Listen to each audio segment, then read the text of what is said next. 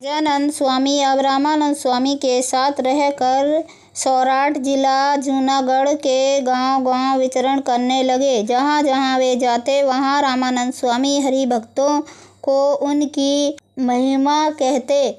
हरि भक्तों को भी उनके दर्शन में उनकी भगवत प्रतिभा की प्राप्ति प्रतीत होने लगी। तभी दीक्षा के बाद भी वे भोजन में प्रतिदिन रोटी और मिर्च के सिवा कुछ नहीं लेते थे। उनके अत्यंत दुर्बल शरीर को स्वस्थ बनाने के लिए रामानंद स्वामी उनके शरीर पर मोम का तेल लगाते व्रत उपवास करने की मनाही थी। जब गुरु शिष्य भोजन करने के लिए साथ साथ बैठते, रामानंद स्वामी उन्हें आग्रह पूर्वक पौष्टिक अन्न और मिठाई खिला देते। शरीर की पुष्टि के लिए वे उनको भोजन में मक्खन मिश्री भी दे देते तथा संध्या के समय दूध शक्कर भी दिया करते। इस प्रकार 1 साल का समय बीत गया। एक दिन रामानंद स्वामी, रामदास जी स्वामी, मुक्तानंद स्वामी, अन्य साधुओं एवं भीम भाई, पर्वत भाई, मायाराम भट्ट आदि भक्तों की एक बैठक बुलाई। फिर उन्हें पूछा, मैं किसी योग्य पात्र को इस सत्संग की धुरा सौंपना चाहता हूँ।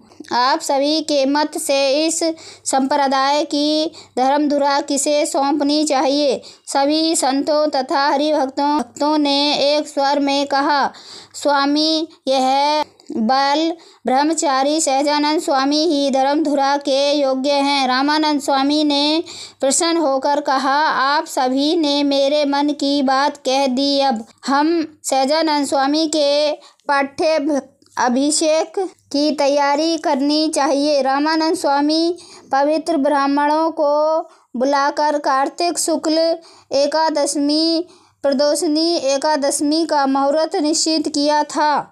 उत्सव की निमंत्रण पत्रिका लिखकर सेवकों को गांव-गांव भेज दिया गया। पत्रिका मिलते ही आप सब सहकुटुंब उत्सव में सहभागी हो।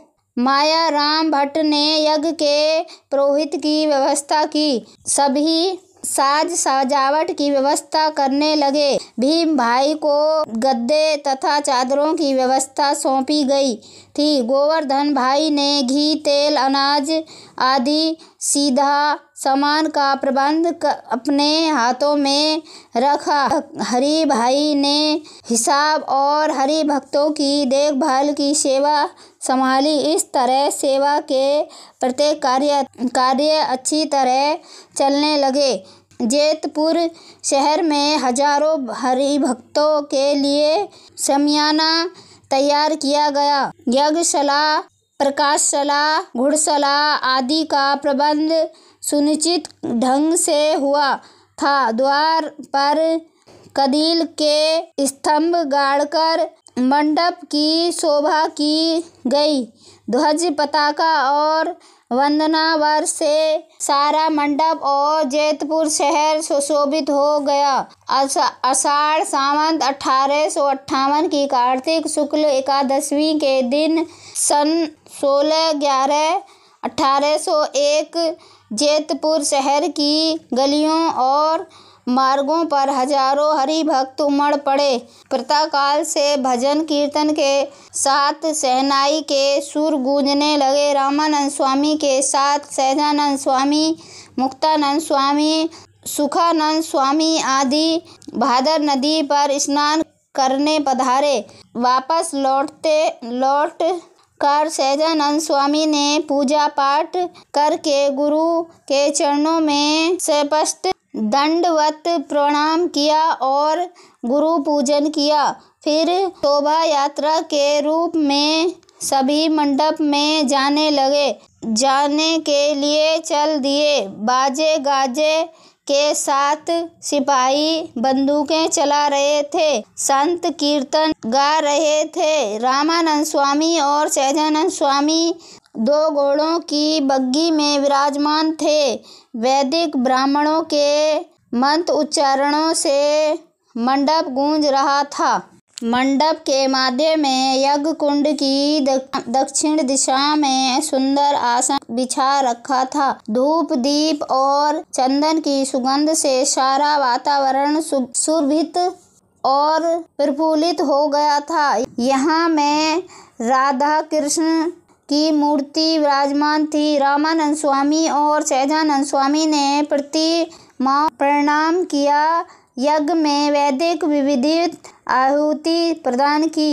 यज्ञ नारायण के साक्षण में रामानंद स्वामी ने सहजानंद स्वामी का हाथ पकड़कर व्यासपीठ पर विराजमान किया। सहजानंद स्वामी के ललाट पर चंदन की अर्चना की, कुमकुम का तिलक किया तथा कंठ में पुष्पमाला अर्पण करते ही सारा वातावरण बोला श्री सहजानंद स्वामी महाराज की जय। जय नंद से गूंज उठा। आकाश से देवों ने पुष्प वर्षा की। स्त्री मंगल गीत गाने लगी। भक्तों ने जय जयकार का नारा लगाया। संतों और हरि भक्तों ने क्रम सहजानंद स्वामी का पूजन किया। फिर एक बार सहजानंद स्वामी ने गुरु को साष्ट प्रणाम करके गुरु पूजा की और सभी संतों के चरण स्पर्श किए। लोक चरण के अनुसार गुरु रामानंद स्वामी ने अपने प्रिय शिष्य को इस प्रकार आदेश दिया, आज मैंने आपको धर्म की धुरा सुप्रदान की है, अतः आप धर्म का पालन एवं पोषण करना, जिससे धर्म का वेदों में जिक्र किया गया है। अब उस धर्म का आचरण करके लोगों की भी उसी के अनुसार रखना, अनुशासन में रखना, भक्ति मार्ग की पुष्टि के लिए यज्ञ और विष्णुआय आवश्यक कराना, वैराग्य मुमुक्ष को भगवती दीक्षा देकर त्यागी बनाना, धर्म सहित भक्ति का परिवर्तन करना, सद ग्रंथ की रचना करके संप्रदाय स्थापित करना, जो कुछ वस्त्र आभूषण फल फूल आदि हरि भक्त आपको प्रेम पूर्वक अर्पण करें उसे अंगिरक करना, कुपात्र लोगों को संप्रदाय से दूर करना। तत्पश्चात उन्होंने सहजानंद स्वामी को सुंदर पगड़ी तथा सुंदर जटियान वस्त्र के साथ स्वर्ण मोती तथा हीरों के हार धारण कराए। अंगूठी कंडे कुंड आदि आभूषण भी अर्पण किए। धूप दीप करके गुरु रामानंद स्वामी ने सहजानंद स्वामी की आरती उतारी। सभी सभाजन दिव्य आनंद में निमग्न हो गए। फिर रामानंद स्वामी ने सभी संतों तथा हरि भक्तों को सहजानंद स्वामी की आज्ञा में रहकर भगवान का भजन करने के आदेश दिए। साथ साथ यह भी कहा कि मैं तो गणेश की तरह पहले आया हूँ, लेकिन सभी के आज्ञा स्वामी तो सहजानंद हैं, वे तो सबसे परे हैं। जो अक्षर हैं उस अक्षर से भी परे पुरुषोत्तम नारायण हैं, इसलिए सभी उनकी आज्ञा का पालन करना और आनंद पूर्वक उनका भजन करना। फिर रामानंद स्वामी ने सहजानंद स्वामी से मांगने को कहा। सहजानंद स्वामी ने 2 वरदान मांगे। आपके सत्संगी को एक बिच्छू काटने का दुख होने हो तो उसके बदले मेरे एक रोम में कोटि कोटि बिच्छू के दुख मुझे हों, परंतु आप सत्संगी को तनिक भी दुख ना हो और आपके सत्संगी के राम पात्र यानी भिक्षा पात्र लिखा हो तो वह मुझे मिले, परंतु उनके सत्संगी अन्न वस्त्र के लिए कभी दुखी ना हो। ये 2 वरदान दीजिए। आध्यात्मिक जगत में यह प्रार्थना करुणा का अद्वितीय सीमा चिन्ह है, जिसमें इच्छादेव स्वयं अपने शिष्यों के दुखों से द्रवित होकर उन्हें सुखी करने की इच्छा रखते हैं। सहजानंद स्वामी को ऐसी उदार भावना देखकर रामानंद स्वामी की आंखें हर्ष के आंसुओं से छलक उठी। सहजानंद स्वामी ने अपने भक्तों के कारण अपना सर्वस्व न्योछावर करने का वरदान मांगा था, पर गुरु रामानंद स्वामी ने तथास्तु कहकर पूरे सत्संग को कृतज्ञ किया। इस अवसर पर सहजानंद स्वामी ने प्रिय भक्त अक्षय ब्रह्म श्री मूलजी शर्मा भी अपने स्नेही लालाजी सुधार के साथ उपस्थित थे।